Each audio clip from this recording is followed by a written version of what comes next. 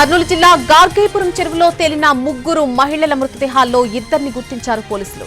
నగరం వనం చెరువులో నిన్న ముగ్గురు మహిళల అనుమానాస్పద మృతి సంచలనం సృష్టించింది.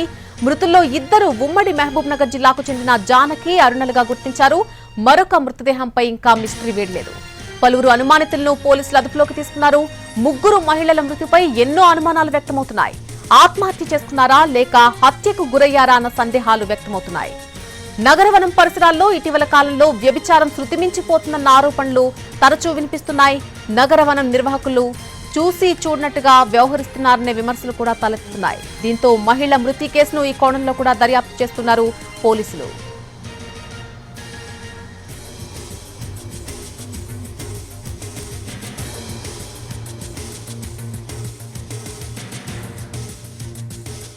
కర్నూలు జిల్లా గార్గేపురం చెరువులో తేలినటువంటి ముగ్గురు మహిళల మృతదేహాల్లో ఇద్దరిని గుర్తించారు పోలీసులు.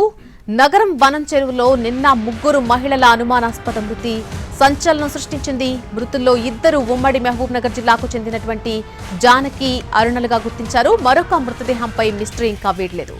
ఇక పలువురు అనుమానితులను పోలీసులు అదుపులోకి తీసుకున్నట్టుగా తెలుస్తోంది. ముగ్గురు మహిళల మృతిపై ఎన్నో అనుమానాలు వ్యక్తమవుతూ ఉన్నాయి.